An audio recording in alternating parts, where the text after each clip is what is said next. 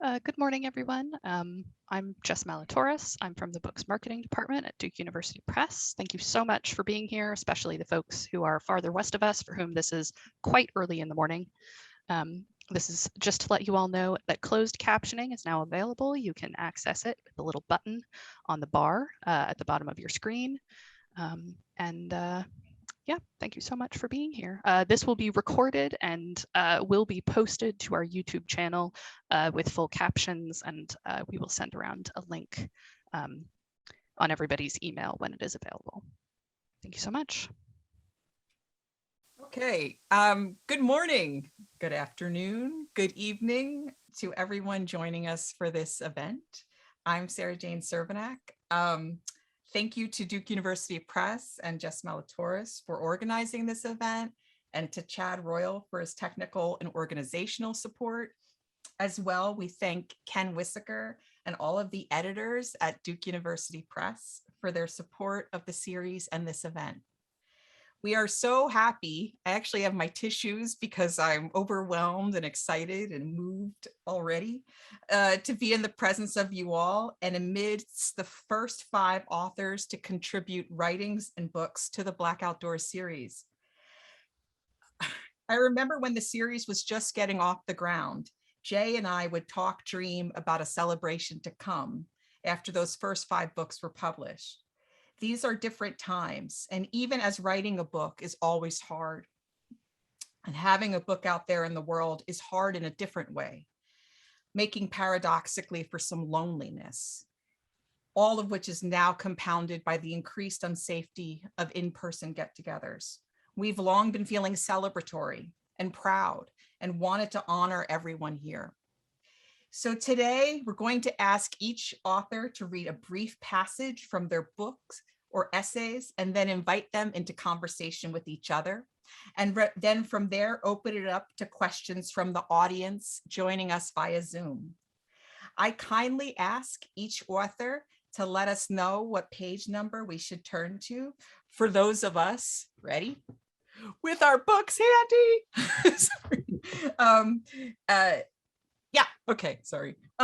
We begin today with Professor Chris Finley, an author who contributed to the anthology Otherwise Worlds Against Settler Colonialism and Anti-Blackness, edited by Tiffany King, Janelle Navarro, and Andrea Smith. Professor Finley. Hello, everybody. Good morning. My name is Chris Finley, and I belong to the Cavo Confederated Tribes, and I'm on Tava land this morning. I'm going to be reading from my essay, Building Maroon Intellectual Communities, on page 368 to 369. Okay. The Maroon identity is full of mistakes and failures. It is not for individualism, but for a hope to start hearing more similarities in our stories than differences.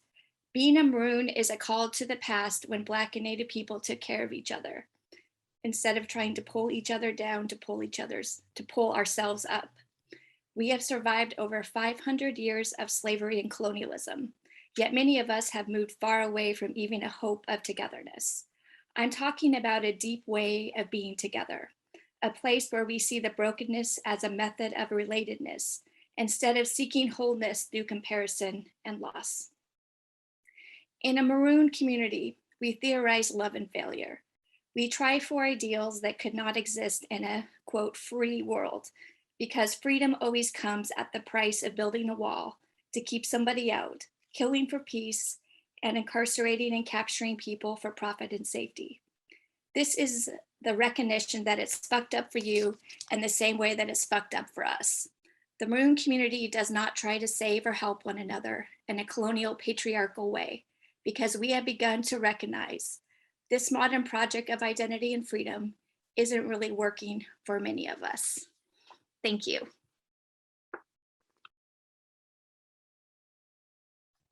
Thank you, Professor Finley. Our next presenter is author of Sentient Flesh, Thinking in Disorder, Poesis in Black, Professor R.A. Judy.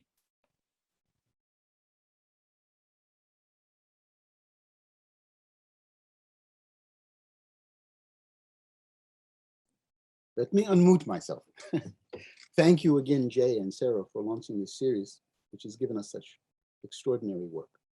I'm going to read really a sort of montage excerpt from roughly page 9 through page 12. Sentient Flesh, Thinking in Disorder, Poetics in Black, is an interrogation of the relationship between the terms Negro, Poetics, and humanism. The focus of that attention is the indicial force of the nominative. Names do more than designate things. They indicate an orientation in life, not in some abstract nominalist sense, but in the sense of a grammar that emerges out of a set of human practices in life that work in the creation of the world. In this sense, they are material indices of a particular semiosis. And as shall be argued throughout this work, they may well be indices of multiplicious semioses, a dynamics referred to here as parasemiosis. Giving a full account of what parasemiosis means is the work of Sentient Flesh. The thing to keep in mind at this moment is the issue of what the usages of Negro and Poetics have to do with each other and humanism as designators. The focus here is on the relationship between Poetics and humanism, or rather, it is on a certain history of knowledge that presumptively identifies itself with humanism as if there were such a thing, and claims Poetics as its unique definitive property. Returning to Hortense Spiller's saying, flesh comes before the body, the statement, which stems from her extended exploration of the relationship between fleshliness and persona, suggests the physiological bases of consciousness and intelligence. But if intelligence is always embodied, regardless of the morphology, so that intelligence is everywhere, then does that mean human flesh necessarily entails human intelligence? And if so, what is the character of that intelligence? Furthermore, to the extent that there are variations in the human morphology, however slight, does that suggest variations of intelligence? These questions are at least as old as Kant's anthropology, beginning with his pre-critical essays of the different races of human beings and determination of the concept of race, reaching a critical crescendo with On the Use of Teleological Principles in Philosophy, published the same year as his Critique of Practical Reason, 1788. Kant's theoretical engagement with these questions yields a theory of race that is physiological, not moral. That is to say, it seemingly has little to nothing to do with his universalist moral theory set out in Toward Perpetual Peace, the piece of 1795.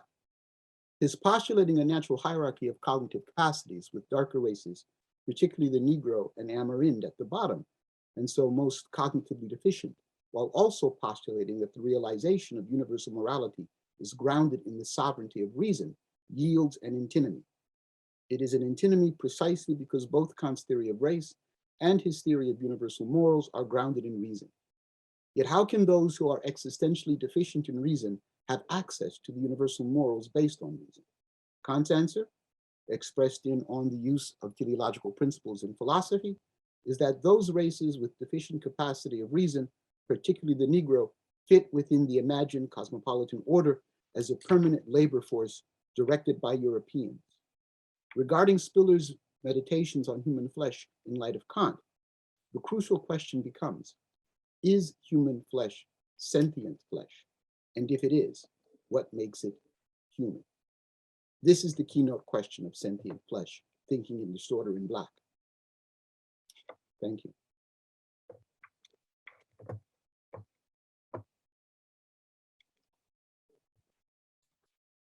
Thank you, Professor Judy. Our next presenter is author of Liquor Store Theater, Professor Maya Stovall. Hi, everyone. I am so glad to be with all of you this morning. For me, I'm joining you from Southern California by way of Detroit. And it's just a thrill to see all of these incredible authors together and to be here with you. So I'm going to jump right in and share with you a little bit from the book Liquor Store Theater. And we're also going to take a quick look at one of the videos of the series of 30 videos that form the project of the same name, Liquor Store Theater. So bear with me as I do a little bit of screen sharing here. Just a visual here. So this is all algorized, and I'm gonna be timing myself to ensure that it stays as such. So let's make some space. Foregrounding the anthropologist's encounter with what feminist theorist Sarah Jane Cervenek named philosophical wanderings, I prioritize the affect and desire of the day-to-day, the interiors of people's lives. Speeding forward. First, I developed an ontology for analyzing space and place called the paradox of place. The paradox of place is an analytic consolidating the metaphysical, philosophical, and historical materialist registers of places and spaces. I wanted, in my approach to anthropological research and to making art, to find new ways of thinking.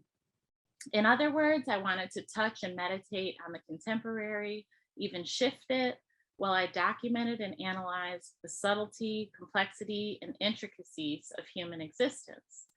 The paradox of place, which ascended to the front of the camera and landed in my notebooks, is to be deployed as a way of thinking through personhood, power, access, resources, and nuance of urban process, centering the unseen, the subtle, and the insides of places and spaces. In addition to the theoretical intervention of paradox of place, I located particular situations of this in the McDougall-Hunt neighborhood. I found that art, labor, and movement were the central forces people in the neighborhood deployed to move forward, to exist, and to meditate on the past, present, and futures of city life. Well, let's take a look. I'll do a new share.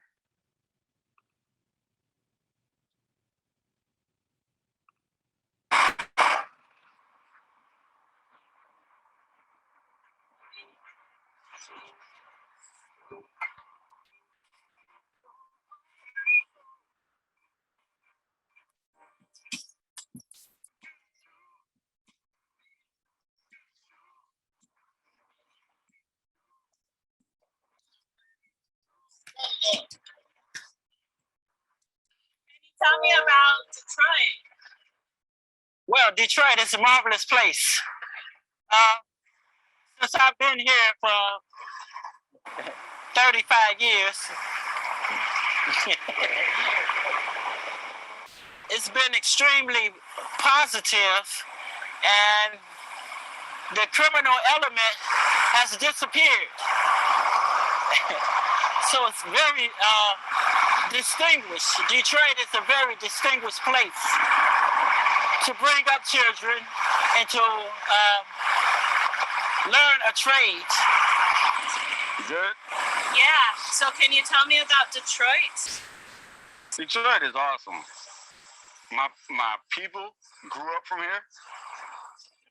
Things changed, but they made things happen for us, and we're trying to make things better. It's a lot of things that's going on in Detroit. I just want everything to work out. I mean, I can't do it by myself. It's a people project. People in Detroit, they separate and they move into other places, quiet places. Because of their movement, I'm becoming lackadaisical sometimes. So it's hard for me to remember what type of art forms that they are in or images. A lot of artful people are here.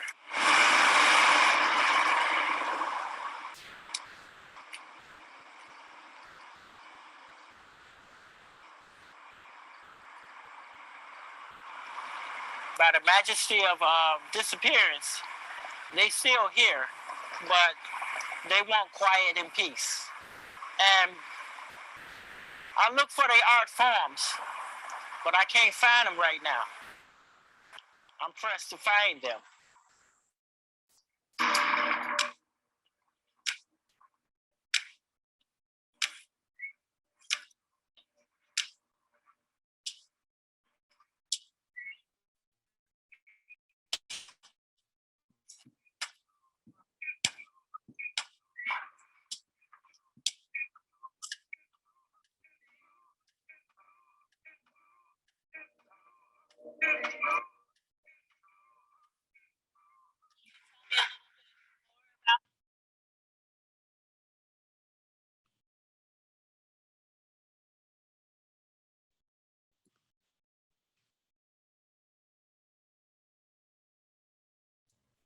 Are you good?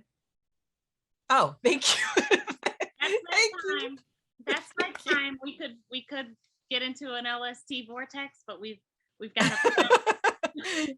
Thank you, Professor Stovall. Our next presenter is author of Black Aliveness, or A Poetics of Being, Professor Quashie.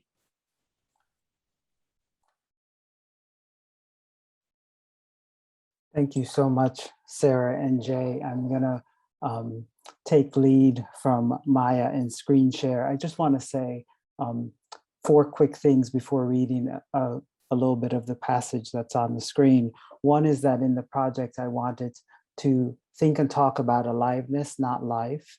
2 is that I try to make a case for the Black text as a Black world, and in instantiating a Black world, that it invites us for a different way of reading the encounter that a Black reader might have with the Black text. I do that towards trying to advocate for an idea of oneness, not individualism, not that bankrupt notion of the individual. And in trying to advocate for oneness, I'm trying then to get to the question of the ethical, which relates to the couple paragraphs I'm going to read here. This is from pages 108 and 109 of the text. Quote, "It was the right thing to do, but she had no right to do it," end quote. This is the borrowed line that Toni Morrison uses to summarize Setha's consequential action from Beloved, the attempt to kill her 3 young children rather than see them returned to the horrors of slavery, an unsanctioned, sanctified act that succeeds with 1 child, the middle daughter. I love how Morrison's chiasmus expresses the unresolved and unresolvable matter of ethics, the impossibility of Setha being able to orient herself rightly in an anti-Black world. And yet, Morrison's comment also maintains that the disavowal of Black ethical possibility does not surpass the importance of understanding Setha as an ethical subject. Pivoting on 2 different meanings of right, Morrison's summation acknowledges the terrible fate for enslaved children, what makes infanticide potentially a right thing, as it asks us to behold Setha as a human, and as such, responsible to questions about being, and imagining where Setha's thinking and doing are philosophical in caliber. Forgive me while I scroll. It was the right thing to do, but she had no right to do it. In an anti-Black world, the Black subject is essentially non-relational. In an anti-Black world, there is no ethical possibility for the one who's Black. There is no figuring through one's humanity, because one's humanity is figured already as marginal, subjected, diminished. Said another way, if the ethical conceptually depends on one's instantiation as a one, the discourse of anti-Blackness hinders such instantiation. And for the sake of time, I'm going to scroll once more and read just this final paragraph. One can only undertake the ethical in a context where orientation remains open, such as the relationality constituted in a text's invocation of a Black world. That is, as a question, how am I being, becoming, cannot be figured through the terms of worth and value on which anti-Blackness is predicated. Simply, every Black one is already worthy since they are on earth, and worth is a human legacy. And embedded in this claim is the companion notion that every human being is called on to manifest their worth, to believe it, to act of its accord, to negotiate its parameters and fall short of its obligation over and again. This is what we might call grace, the work of trying every day to be engaged in an investigation of one's being. I know that the historical denigration of Blackness troubles any suggestion that one has to reckon with, earn one's worth. And still, the invitation to reckon must be countenanced without being anchored to an ideology of Black non-value. Reckon we must, since the reckoning with being human is ours to bear. Quote, our humanity is our burden. We need not battle for it. We need only to do what is infinitely more difficult, that is, accept it, which is as James Baldwin reminded us. One does not have to display one's reckoning to another so as to have it be verified or confirmed. One does not have to be of a certain manner or tethered to a normative idea of what constitutes ethical encounter. One must reckon over and again. Thank you.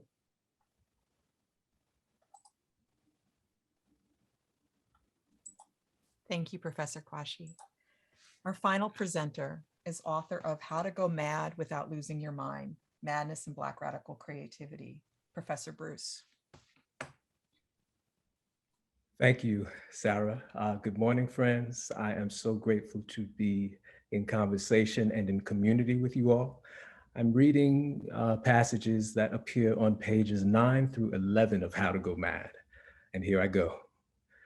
Beyond approaching madness as an object of analysis, How to Go Mad adapts madness as methodology. As I propose and practice it, mad methodology is a mad ensemble of epistemological modes, political praxes, interpretive techniques, affective dispositions, existential orientations, and ways of life.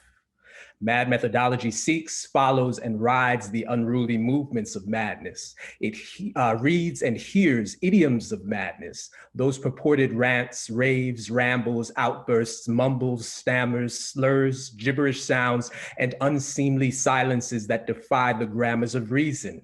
It historicizes and contextualizes madness as a social construct relation vis-a-vis reason. It ponders the sporadic violence of madness in tandem and in tension with the structural violence of reason. It cultivates critical ambivalence to reckon with the simultaneous harm and benefit that may accompany madness. It respects and sometimes harnesses mad feelings like obsession and rage as stimulus for radical thought and action. Whereas rationalism roundly discredits mad persons, mad methodology recognizes mad persons as critical theorists and decisive protagonists in struggles for liberation. I propose a mad methodology that neither vilifies the mad person as evil incarnate, nor romanticizes the mad person as resistance personified, nor patronizes the mad person as helpless ward awaiting aid. Rather, mad methodology engages the complexity and variability of mad subjects. Most urgently, mad methodology primes us to extend radical compassion to the mad person's queer personae, ghosts, freaks, weirdos, imaginary friends, disembodied voices, unvoiced bodies, and unreasonable others who trespass like stowaways or fugitives in reasonable modernity. Radical compassion is a will to care for, a commitment to feel with, a striving to learn from, and an openness to be vulnerable before a precarious other, though they may be drastically dissimilar to yourself. Radical compassion is not an appeal to an idyllic oneness where difference is blithely effaced, nor is it a smug projection of oneself into the position of the other, of another, thereby displacing that other, nor is it an invitation to walk a mile in someone else's shoes and amble like a tourist through their life world, leaving them existentially barefoot all the while. Rather, radical compassion is an exhortation to ethically walk and sit and fight and build alongside another whose condition may be utterly unlike your own. Radical compassion works to impart care, exchange feeling, transmit understanding, embolden vulnerability, and fortify solidarity across circumstantial, sociocultural, phenomenological, and ontological chasms in the interest of mutual liberation. MAD methodology does not attempt to wholly transparently reveal madness. How could it? Madness, after all, resists intelligibility and frustrates interpretation. Conceding that I cannot fully understand the meaning of every madness I encounter, I often precede my observations with the qualifiers maybe, it might be, and it seems. Between these covers, I embrace uncertainty and irresolution. I began this chapter by warning you to hold tight.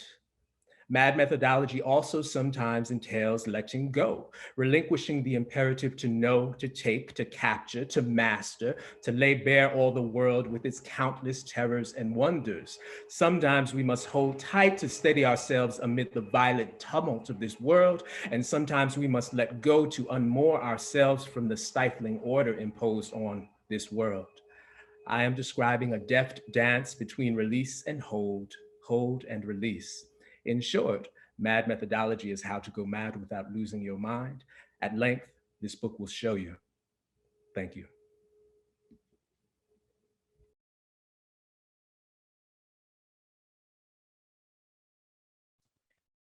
Wow. Thank you all. I'm looking at Jay like, I don't even know where to go. So right now, I would love it if, or invite you all to talk a little bit with each other. If you have comments or questions for a bit, and then I will open it up to Q&A from the audience out there. So whoever wants to go.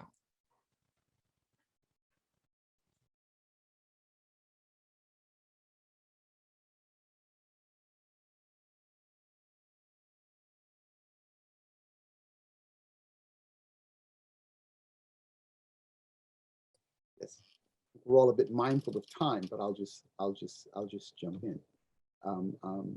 I want to add my voice to the really with the chorus that's been celebrating the depth of our bench, and I've really been struck by the remarkable poetics of our presentations, which I think reflects the sort of flow that characterizes the series Black Out of Doors. There was a portion of the excerpt that I submitted that I didn't read for time's sake, which I think speaks very nicely to Professor Finley's remarks. That was the portion about the question of the primitive, where I described what I mean by thinking in disorder, and the ways in which it's the structure of modern capitalism that displaced practices of living that were centuries old, that create a world of general disorder. And in that creation, the notion of the primitive, the indigenous, and the Negro swim in the same sea, move in the same currents and fluidities. And those are fluidities that Lamar, your work strikes me so wonderfully, of what we can call madness, right? And as you were speaking, I was remembering three things. One, of course, there's the passage in my coda where I talk about El Majnun, the madman in Tahar Watar's novel, which is precisely about the ways in which the moment we live in calls for a kind of fluidity of thought that doesn't rest in any given grounds, but always moves in the interstices, right? The other thing I was reminded of was standing on the corner of 125th Street 2 Saturdays ago. And your description of madness in your chapter came to mind to me at that moment, because I saw in that moment the way in which I think, like my work, it is an engagement with life practices. Right, the mad brothers and sisters on the street in all their regalia, right? And Maya, you showed us one of these, right? In which that articulation is an explicit reflection on the nature of our being in the way that you talked about, Kevin, and how that is a commonplace occurrence in any of those urban environments that characterize our world. And we're going to foreground the Black ones. I grew up in Minneapolis. Those mad brothers could be Anishinaabe, to speak to my grandfather's people, or even Lakota, as well as Black. And they would be out there on the street corners talking in a kind of argot, right? A patois of common madness. And you can find them on the corners of Algiers or Tunis or El Maghreb, right? There's something there that speaks to a reflection on being human that is appositional to the normative structures of modernity, while at the same time are constitutive elements. Right? And the struggle is how does one maintain one's madness in the midst of the tendency to be enfolded?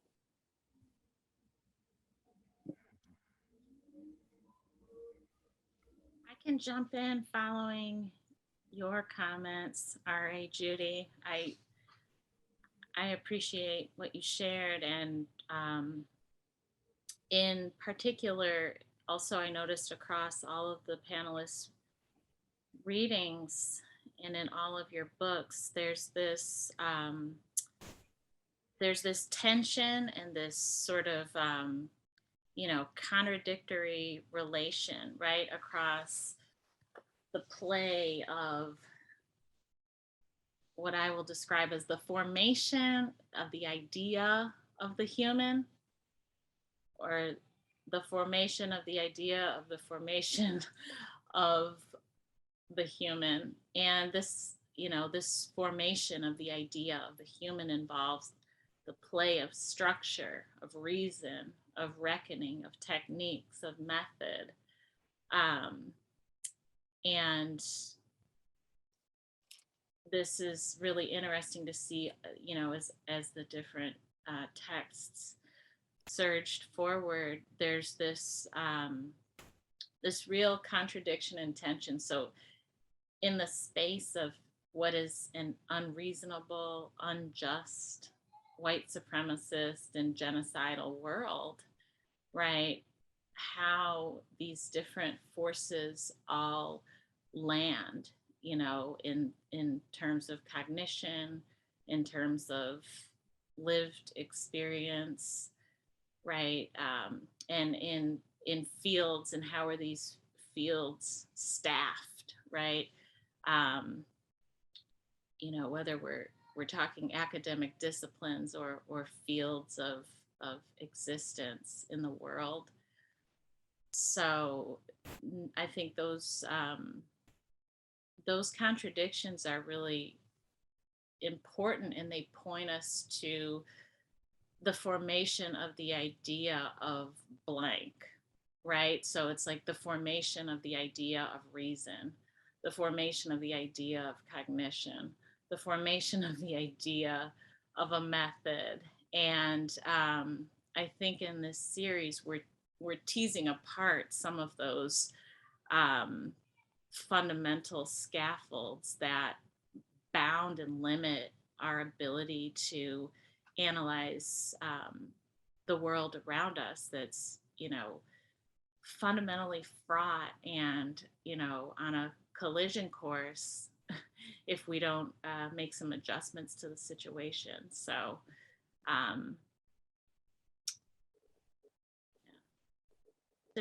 a few thoughts. I'm gonna stop.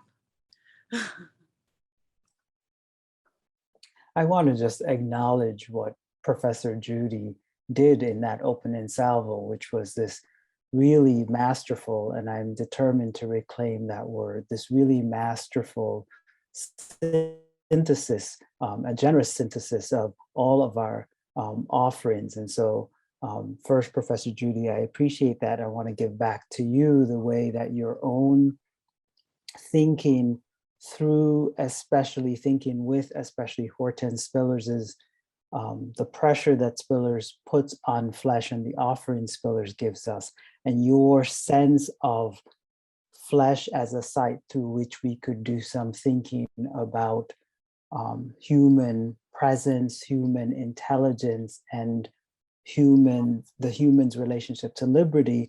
I think that for me is exemplary of the way in which all of us are maybe recommitting ourselves to thinking again about what the human can mean rather than throwing the category away. We know well all of the useful critiques of that category, the ideations of the human that has done so much harm and violence to people. But I think something that is really lovely in all of our work, and especially like intellectually rigorous in Professor Judy's work, is an invitation to find another way to reanimate the human as a category, since indeed human people live in that category and are manifesting their life there. So I just wanted to offer gratitude for that kind of generous opening salvo, and make sure too that people in the audience could recognize the way in which that opening salvo reflects the breadth and depth of your work, as well as the work of others who presented.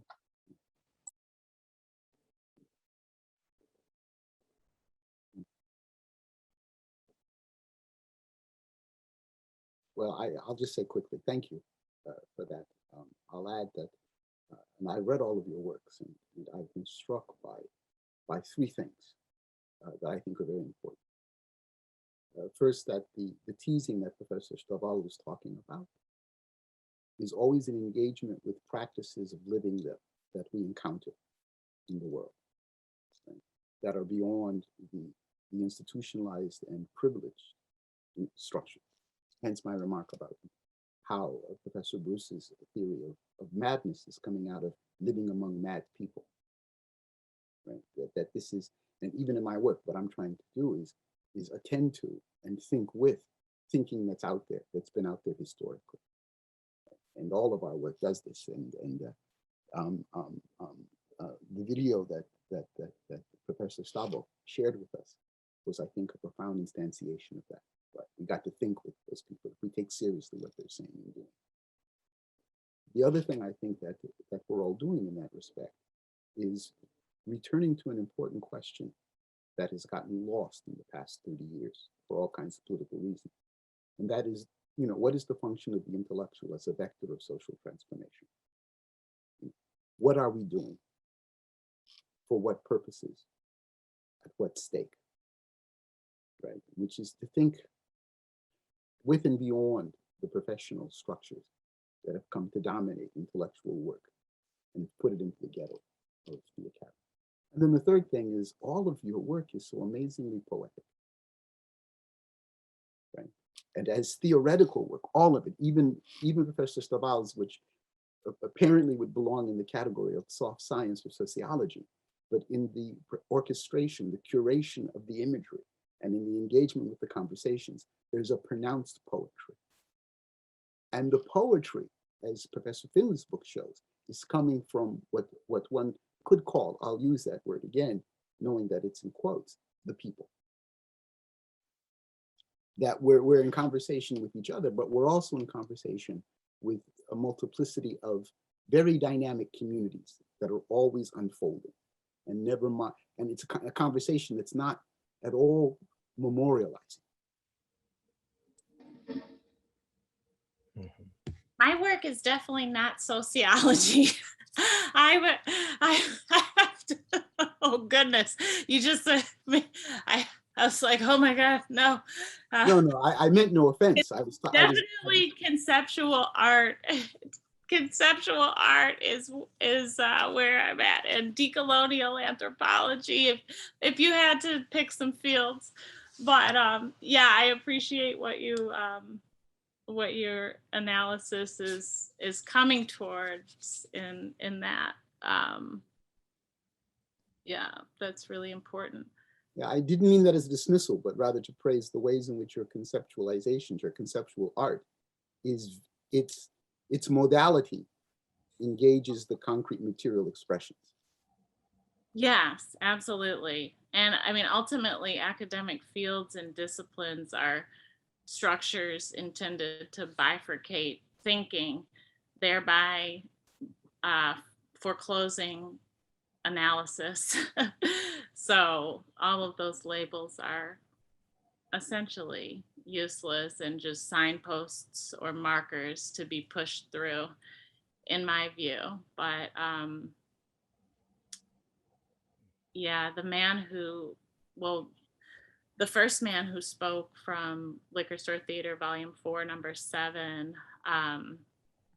his name in the text is Fago Wolfson, and he actually has a practice of a creative practice and is very much an artist of producing through sourcing found materials in the McDougal Hunt neighborhood in Detroit, and creating those intricate hats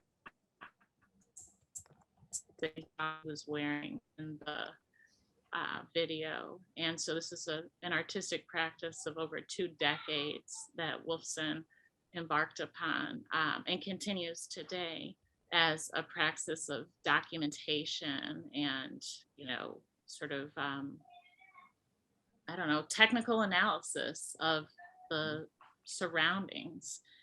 And definitely, I mean, if you sort of, and I've obsessively reviewed the transcript of that video, that video was shot after I had known Wolfson for 5 years, and we had been in conversation and in dialogue for 5 years. And he had been watching me stage these conceptual performances day in and day out in the streets and sidewalks surrounding liquor stores in this Detroit neighborhood where I also lived. And after 5 years, Wolfson showed up one day at a shoot and he said, "Today's the day I'm gonna go on camera." And so 5 years of engagement and talking. Wolfson, he was an incredibly private person, incredibly analytical and thoughtful, and ironic and deliberate in his use of language. If you notice how he referred to the criminal element having disappeared in the neighborhood, right? Everything he says in the video is carefully calibrated and metered out. And so that video, it was a magical day. And, he had selected the name Fago as his name, to appear in the text. And on that day, I'm shooting at this liquor store right across the street from the Fago factory. And I've got this wide shot with Fago, and he's like, "This is perfect. This is the shot. Today's the day for the video." After 5 years, it was just like fucking incredible.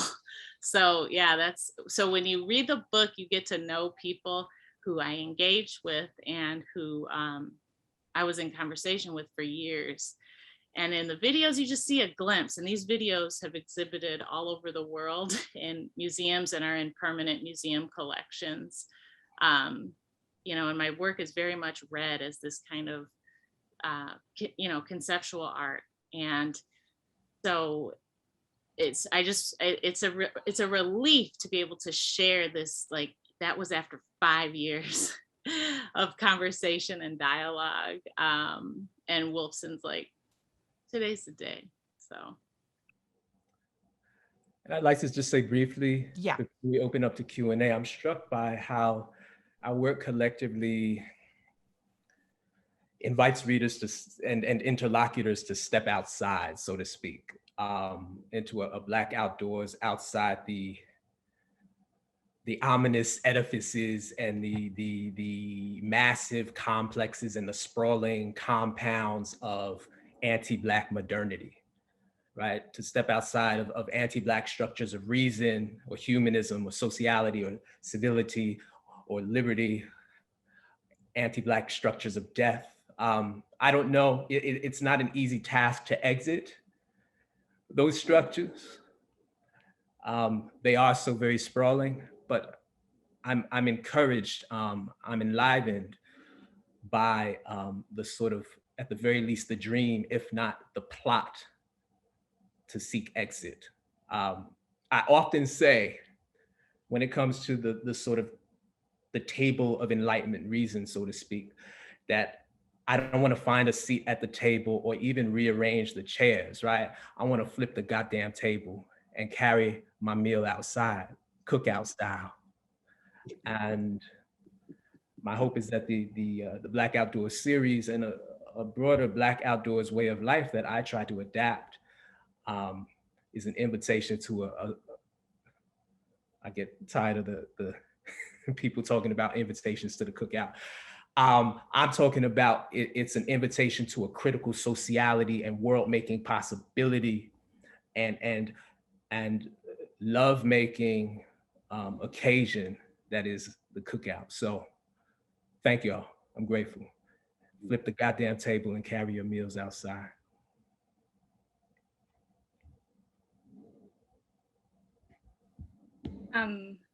Thank you so much, everyone, for your readings and for all the work you do. And it's just, I'm really, humbled to be a part of this group. So thank you. And also I was humbled to be part of the anthology that I got to be a part of. But, I really do take seriously this idea that Moten and Harney put forth in the undercommons about to engage and study.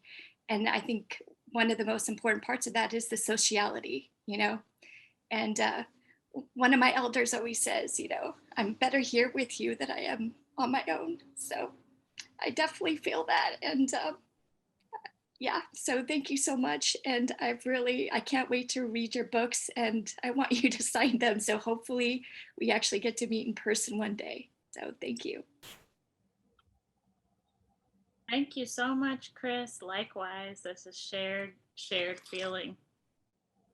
Yeah, indeed. So I'm crying, which is me, but I also wanted to say how deeply honored I am to be with you all, and that your books that you've chosen, our series, which is your series, which is everybody's, to be a part of, and I'm the conversation engendered by the all of the books together is really something. And also, if you're interested in submitting your book to the series or just want to talk with me and Jay, we're around. I'm at UNC Greensboro, Jay's at Indiana. Sorry. Okay. So I just want to thank you. It was inevitable. All right. I had tissues. I knew it was going to happen. I noticed, Jay, do you want to say anything before I look at Q&A, which I don't think actually there are any questions in Q&A, but go ahead, Jay, do you want to say anything, or am I putting you on the spot? That's okay. Can you all hear me? Yes. Great. Listen, the only thing I want to say is express my gratitude just to have the honor and the privilege of studying with you all and being in conversation with you all, learning from you all, growing with you all, getting down in the barbecue with you all. I'm just grateful. I wish I had better, more eloquent words. But maybe the words that I need are the words you've already given me in your books. So I'm grateful for that. And let's just keep doing this. And love to all of you. I mean, I just wish I could be more eloquent right now. All of you all, your work has touched me deeply. And I really appreciate your comments, Chris, at the end that you just made. I know that I'm better with y'all. So thank you very much. And let's just keep doing it. Sorry, Professor. Yeah, there is a question that came up first in the chat, and then there was a question that appeared Q&A. So I actually want to honor the question that came up first in the chat, and then I'm wondering the question in the QA. I wonder if it's also for yours truly, which I wasn't ready for. But let's start with the chat. So the question in the chat is, quote, what are we this is from Nathan Snaza.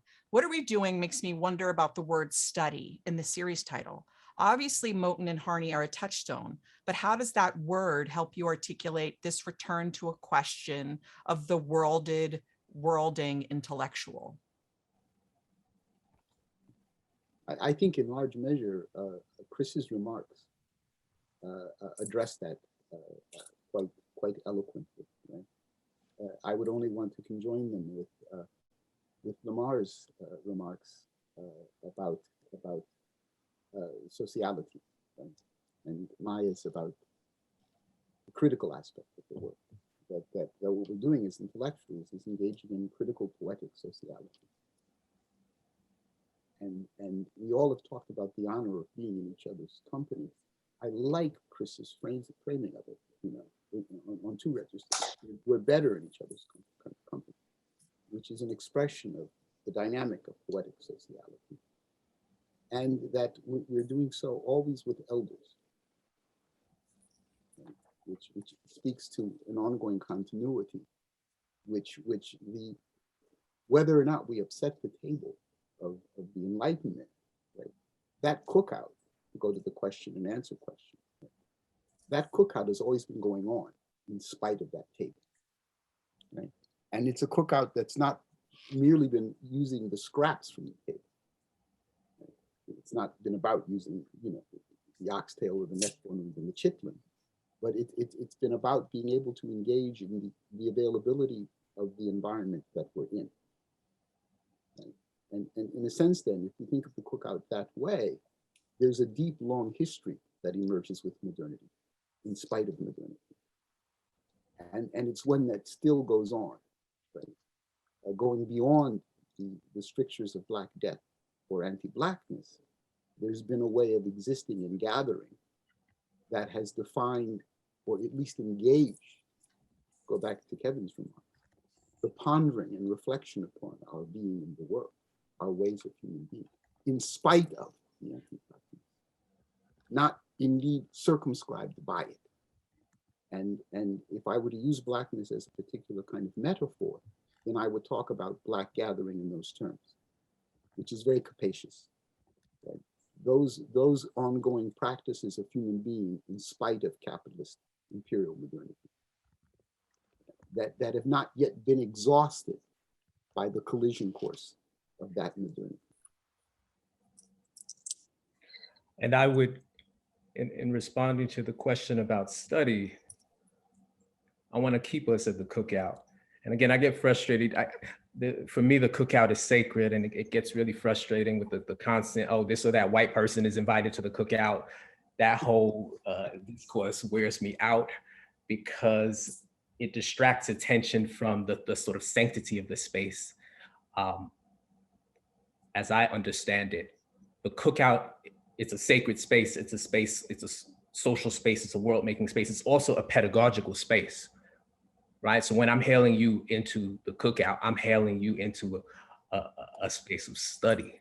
Let's never think that study, you know, is fundamentally about what happens on campuses, or even what happens at book events, or even what happens on Duke University Press. I love what you brought up earlier, Dr. Judy, about the folks on 125th Street. My people are in Harlem, and I live right now. I was talking about this last week with Fred Moten.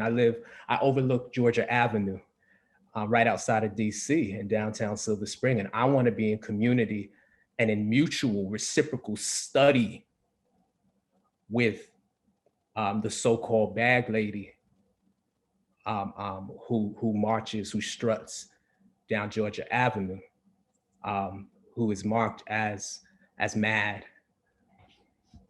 I agree. And I think, you know, adding to comments made by all of the panelists, I think part of what we're doing is actually a disentanglement of what study even means, a decoding of study, of the idea of study, right? So disentanglement, interpretation, decoding, deconstruction of this idea of study, and toward, I think, toward, you know, the notion of, you know, a sort of, I don't know. I mean, fundamentally, well, we've been agreeing on a lot on this panel, and I don't know, I'm going to put something out that I don't know if we'll all agree with. So I think that a Black analytic, or a Black, I think in the Q&A it was as a Black assembly, Black gathering, Black assembly. I think this is fundamentally a non-white analytic, a non-white assembly. And I think that fundamentally, you know, in particular, Black and Indigenous gathering and assembly have incredible foresight, legs, insight, wheels, and mechanisms because of the populations of Black, Indigenous, African diasporic and Indigenous groups having survived human trafficking and human genocide for protracted time periods of modernity, right? So globally. So because of this, there's this sort of forefront of assembly and of gathering and of criticality with regard to these particular groups. But I would argue that what we're actually talking about is in fact a non-white analytic, and that increasingly, in order to advance a Black and Indigenous analytic, we need to consolidate more and more. And that's exactly what we're doing with this series and with this, with these different texts, I would argue. But we need to consolidate more and more the category of non-white, because it's a reality that the white supremacist structure in which we find ourselves is speeding humanity on a crash course, 2040. I'm grateful for these comments here. If I might jump in just for a moment, because it's sort of like what I want to say goes to what this whole line of recent comments is about, but connected up with the comment in the chat about, if I'm looking at it right, the language of study, and I think at the end of the chat comment, it talked about, I'm pulling it up again, it talked about the worlding intellectual or something like this. Yeah, I'm looking at it now. Obviously, Moten and Harney are a touchstone for this notion of study, but how does that word study help you articulate this? And then here's the formulation: this return to a question of the worlding intellectual. There's a sense in which I think I get that comment in question, but to sort of think about that comment in question in specific relationship to what Sarah and I have hoped to be instruments of doing with the Black Outdoors series, is in some sense, in my own thinking, I imagine the series, I imagine all of your beautiful works as instances, poetic instances, in a certain sense, of release from the whole notion of world. A release from the notion of world, understanding the idea of, shall we say, the world as part of a kind of anti-Black architecture. And what we're doing, at least the way in which I've received so much of the beautiful work that each of your works represent, is taking us to kind of practices that move beyond the structures of the world as unified, coherent, kind of imperialistically imposed thing upon the earth. Which is to say, I'm making a distinction in light of, say, for example, Ed Roberson's poetry between world and earth. And Ed invites us in his poetry to think about and move towards and imagine seeing the earth before the end of the world.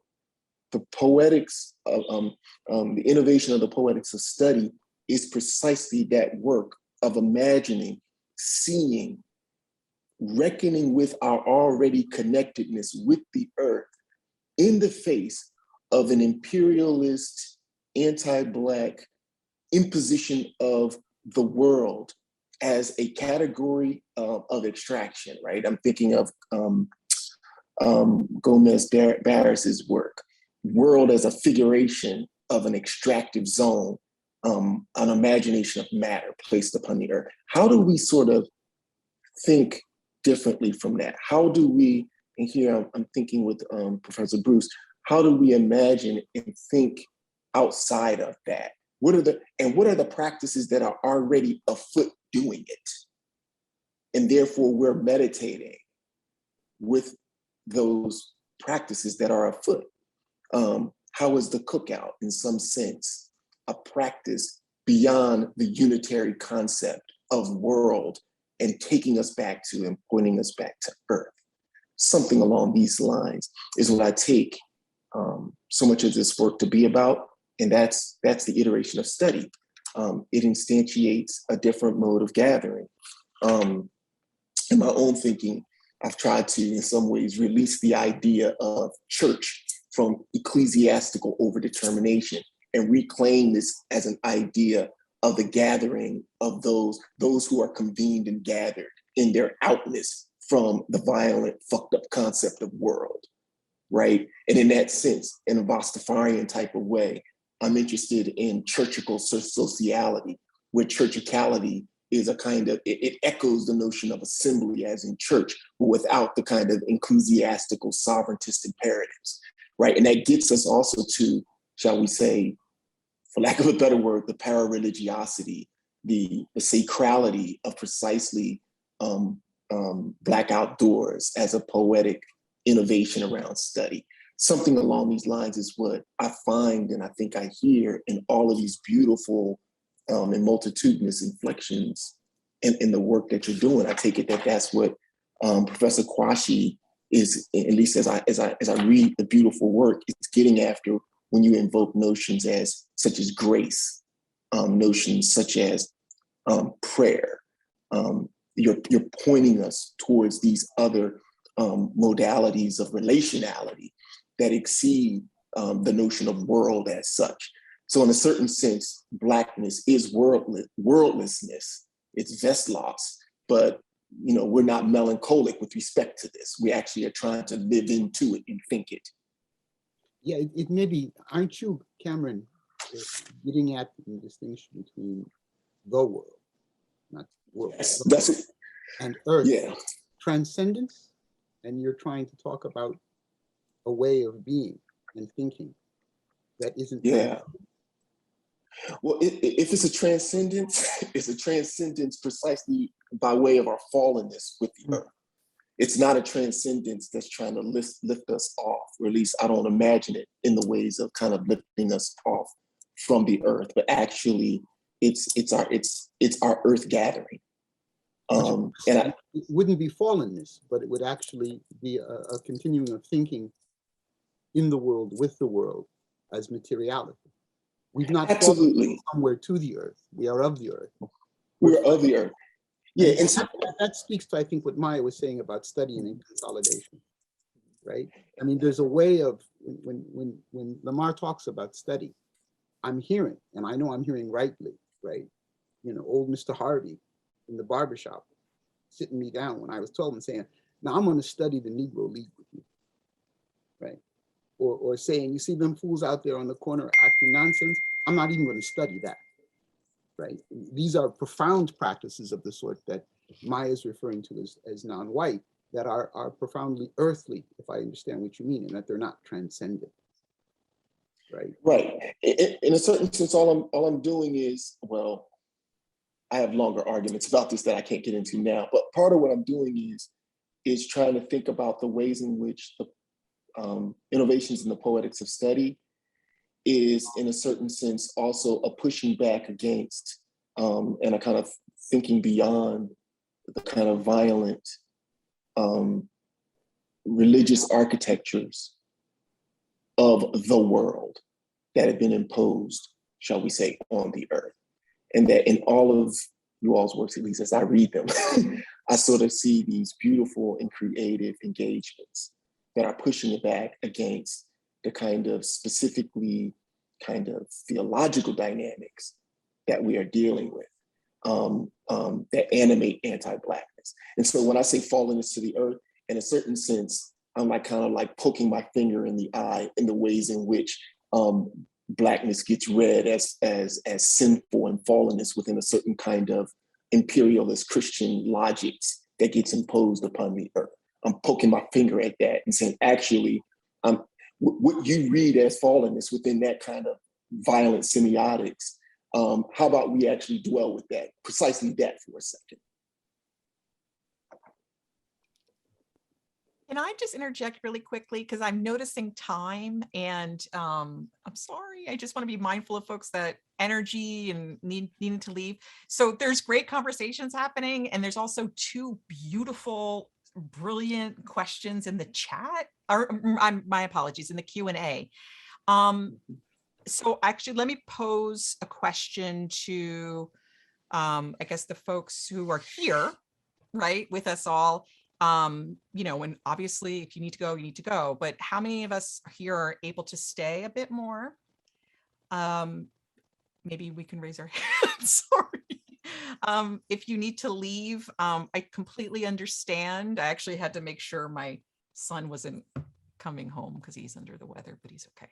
And is it okay if we just look at I just want to look at this question.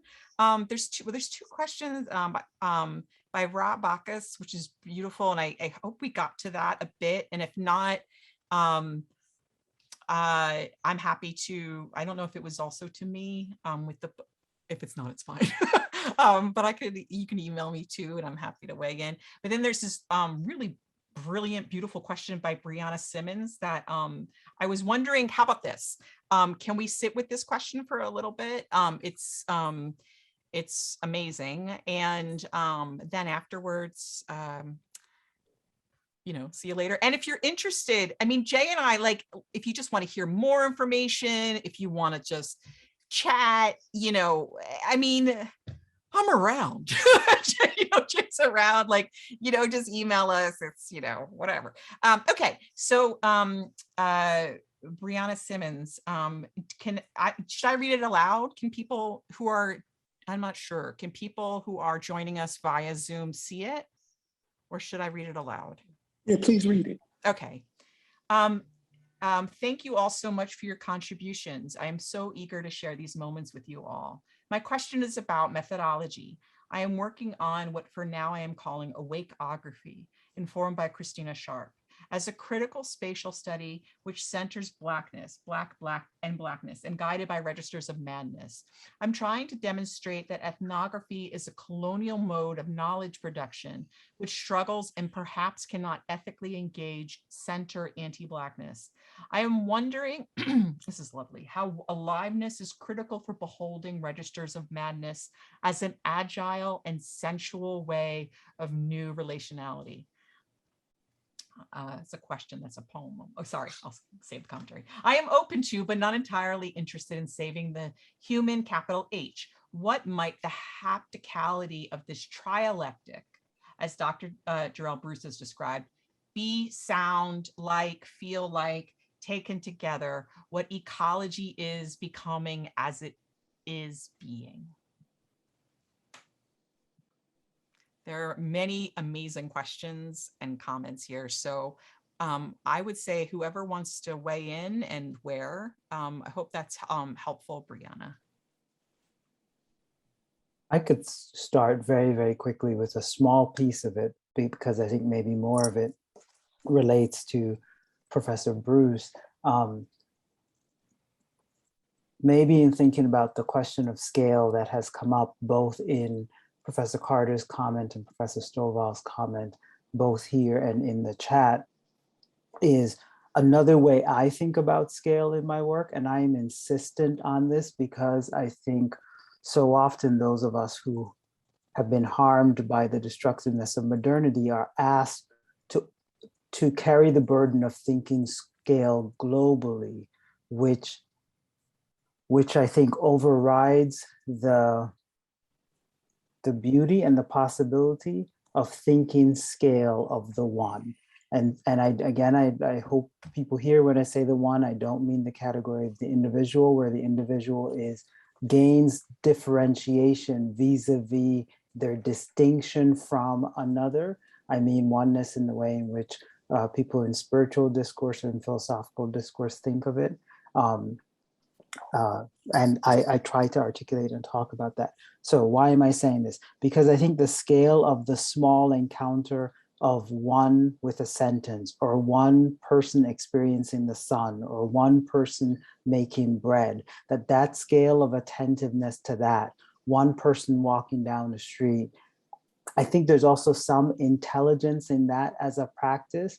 And for me in my work, I'm grateful for the people who have the capacity to think also about the global nature scale, but I want to return to myself the right, which I imagine that someone like Gwendolyn Brooks inhabited every day, to sit and whittle away at a line in a poem and to believe that that too could be meaningful, but not in a total way. It won't totally save the world, but that could also be a meaningful gesture. And so as I hear this question, I think part of it is about how we grapple with scale as how we grapple with the breadth of thinking about scale. And I know I might be thinking about this differently than other people in the space. And I'll quickly respond to Brianna Simmons' question around madness as an agile and sensuous way of new relationality. I'm really intrigued by how you phrase that. My first response is this, and I attempt this in my book.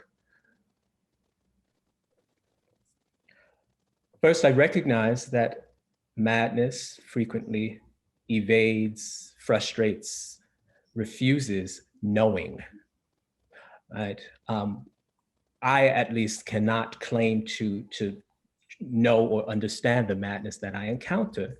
And so I often take recourse or seek recourse, find refuge in feeling instead.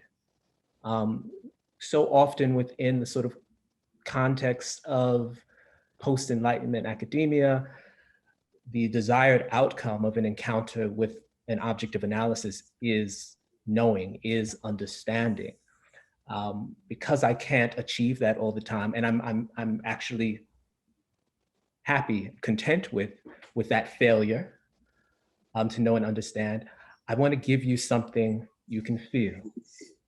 So what does it mean to sit in the sort of sensuous and to embrace sort of feeling as a desirable outcome of our encounter with what it is that we quote unquote analyze? And maybe analyze isn't the right word. Maybe encounter, maybe I should just stick with encounter or engage. So thank you. I'm glad. Oh, sorry.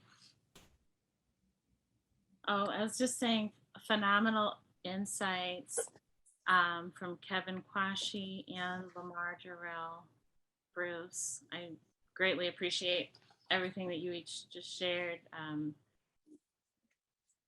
And I think responding to Brianna Simmons' incredible question, in specific, thinking through ethnographic frameworks and ethnographic methods, I think your question is so important. And what I'm interested in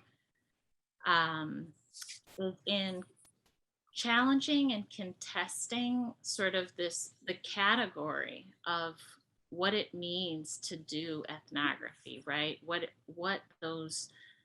that is as a praxis. And so, Liquor Store Theater, in many ways, the book and the video series of the same name is, it's an anthropological dare or double dare.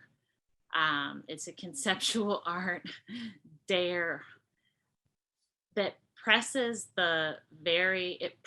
and pushes and demands a sort of attention to the relationship between the ethnographer and the participant. It demands an inversion or a reversal of the idea of spectacle, the idea of other. And, I'm really interested in an increasingly intersectional and scalar analysis that is attuned. And this is fundamentally where the anthropological lies is in this toggling between, as Kevin Quashie was describing, the extreme micro, equally important. And sure, you can zoom out and scale out into the macro, and many of us do that as well in our work, both in terms of space, place, and time and cognition, right? And I think it's important also to note that in an increasingly critical intersectional analysis, when terms or groups are mentioned, you know, when we talk about intersectional groups, right? When we talk about disability, when we talk about LGBTQIA plus people and people of indigenous ancestry, people of African diasporic ancestry, and this is not to imply, you know, that these groups are discrete and not overlapping, right? That Blackness is somehow separate from, you know, any other category, right? So it's important, I think, to note that in a space that's centering Blackness and devoted to Blackness, when we discuss intersectional groups and ways that interlocking forms of oppression impact people across disability, across gender, sex, and sexuality, across various geographic and linguistic and cultural groups. This is not to foreclose overlapping identification, heritage, claims, and relationality, you know, amongst those groups, right? So as Chris Finley opened up with the discussion of Maroon populations and how there's this, it's not a comparison, right? Chris Finley was pushing us from this idea of comparison and separation to this idea of a new analytic. And that, I think there were some very heated questions in the chat concerning that. So I wanted to mention that too. And Brianna, what an incredible question. You're on the right track with your project based on that question. Yeah. I very much like the way in which Kevin, and if you don't mind, given our critique of the structures of academic discourse, I'm going to drop the honorific professor and just address you by your given names, with your permission. It's also easier. I like the way in which Kevin talked up the intense conversation you just referred to, Maya, that was taking place in the chat around scale. And I want to relate this to two aspects of Brianna Simmons' question, but a bit of contextualizing. Of course, Kevin, what you're talking about is very important. It's what Albert Murray, late in his life, understood about how all expressions were at some level poetic and metaphoric. And the metaphoric had to do with specific local responses to specific problems, and that the style of the response mattered, right? And that he had a wonderful line that the social scientists may be able to produce, you know, macro level data about social structures, right? But it was the poetic expression of style that told us everything about humankind, right? And so the attention to the details of that locality are not at all at odds with attending to the broader circumstance. And I want to be clear. What I mean by that is I am firmly committed to polyglossia. I am firmly committed to understanding as many of the local expressions, because they're myriad there, and then trying to understand the resonances between them, which is somewhat comparativist, but much more along the lines of what I would call the aesthetic. And that's going to be, I'll get back to that, my engagement with the question of the sensuous that Brianna gave us. And some of that has a lot to do with my age and where I grew up, right? And growing up in a situation where, you know, Old Man Green next door, who was an Anishinaabe storyteller, would sit me down somewhat forcefully at times, because he would begin it by saying, I know your grandfather's family, so you should know this stuff. And I'm going to study with you the rabbit, right? And it was a cosmological story. And the order of the study, and I'm going back to this term and the way in which I understand Lamar to be talking about it, was a practice of thinking. It was, to use Maya's term in talking about that great artist, right? Was Foya? What was the name again? I noted the store in the back, but I can't remember the exact name. Oh, Fago, the Fago, yeah. Fago, right? And that was an issue of, you said technical analysis, or what, and playing with that word in its etymology, right? Techne, craft, art, style, right? So that studying of rabbit was a performance of a particular know-how, and a know-how to be, right? A know-how to be. And so there are all these kind of practices going on around the world that indeed are brought into relationship because of the fact of the globalization of Western capitalist modernity. And so they're responding to that fact, but they have those local inflections, and in their variation speak wonderfully about the infinite possibilities of human being. And so I think part of what we're reaching for is a way of understanding the relationships to them as a way of beginning a different project for thinking specially, right? For thinking the story of what we are and how we are. And so I think that's where the issues of scale we've been discussing come into play, where it's not a question of inclusion, of exclusion, but it's a question of not only, I don't want to say different mapping, because we want to avoid that analytic mode of trying to understand and being able to engage the different local styles. And that means acquiring more languages, just simply put, right? Acquiring more languages in a fundamental way. And this I take to be what's at stake in Brianna's wonderful critique on the problematic of ethnography as colonial mode, right? So because it goes to the heart of the issue. How do we think about the species in other than anthropological ways, right? In other than ethnographic ways, and how do we cobble together that thinking with the thinking of people who are doing something else already, to use Fanon's terms. And then finally, this question about the haptic, I think, touches on it fundamentally, right? Because what Lamar described is what I call an aesthetic, a feeling, right? An affective mode of thinking and being, which relates to technique, poetic know-how. But how do we express that in terms of touch? Because the haptic is about touch, right? And this has everything to do with local issues of expression, the relationship between what we're trying to talk about, the media we're using, and the techniques and modalities that we use. And it's a real challenge in our function as vectors of social transformation to give expression to the haptic, other than as a metaphor, right?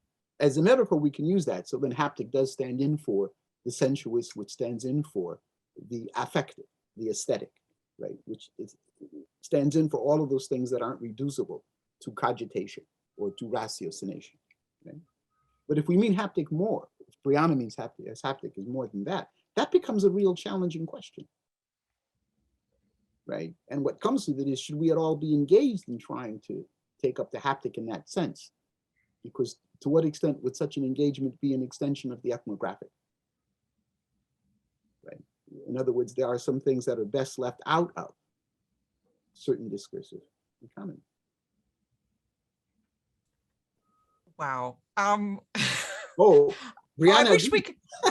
I wish we could talk more, but in the interest of time, I think we can close here with the caveat that I guess the doors are always open in terms of carrying on the conversation in other ways. Thank you all for being here and for your generosities of wisdom, time, and energy. If you are interested in learning more about the series, please email Jay and I. Whenever. Thank you all authors. Congratulations again. Just to kind of save the date, we're having a second Black Outdoors authors event that is happening on November 12th at noon Eastern time. And if you follow me on Instagram, I'll be posting many reminders about it. But thank you very much, everyone. I hope you have wonderful days.